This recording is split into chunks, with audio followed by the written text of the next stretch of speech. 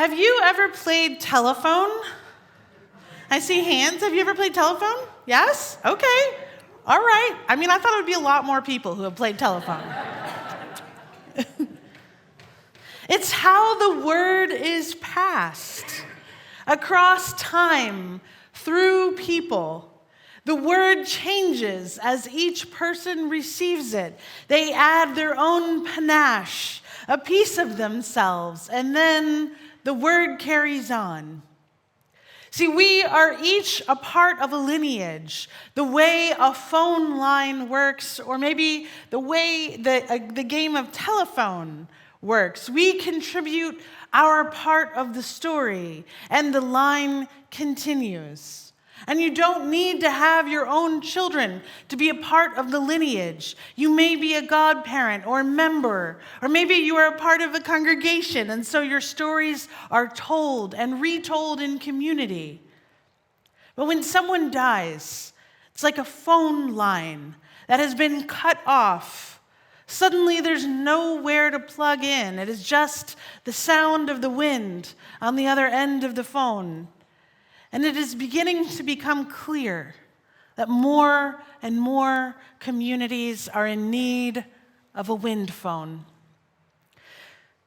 To everything there is a season. There is a time to mourn, a time to cry, and we may not be giving it enough of a season. As I have discussed typically on the final Sunday of October, we need a season. We need a place to mourn as people of a religious tradition. I find power and purpose in the Jewish mourning rituals of Shiva. And a few years ago, I received a fellowship to study and develop a 6-day communal mourning practice grounded in the Unitarian Universalist principles.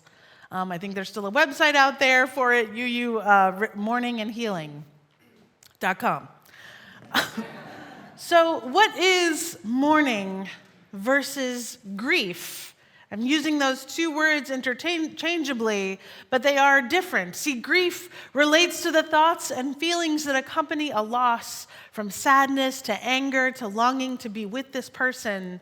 And on the other hand, mourning, mourning, is how feelings of grief are shown to the public.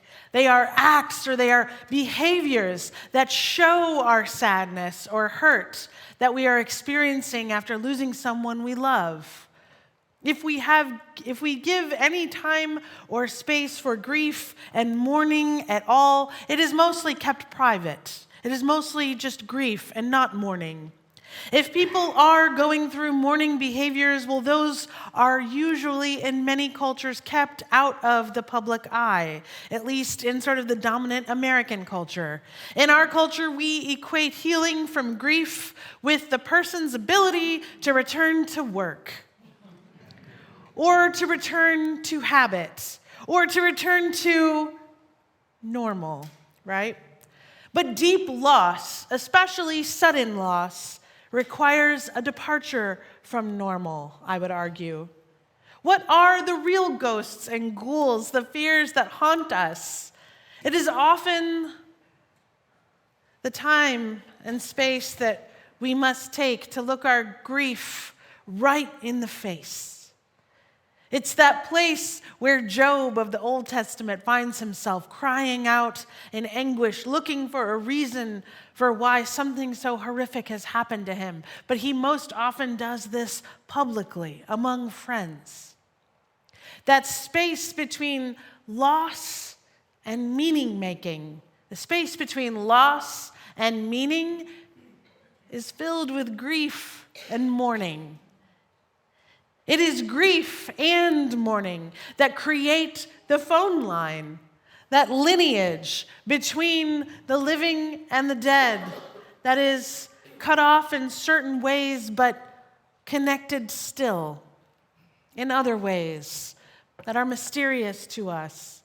And it is important to put it somewhere like your garden or a phone booth.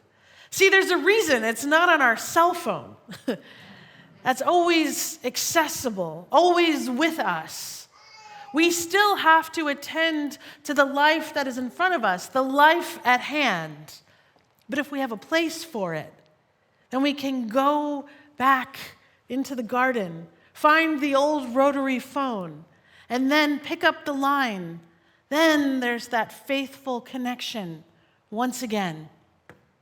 And by the way, this is like the most satisfying feeling, holding this phone. Into the phone, we can say whatever needs to be said.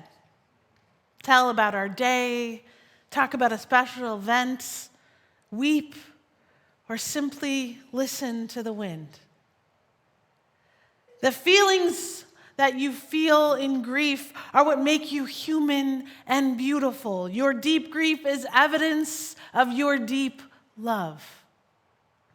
We just need a place to bring this love, to release our feelings, to share them, release them outward into the world so they might reach beyond our grasp, but link us to the memory and the love we still have for that person who died.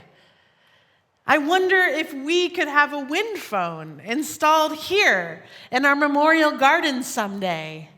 I found out another UU congregation is installing a wind phone, and I want to do that before they do.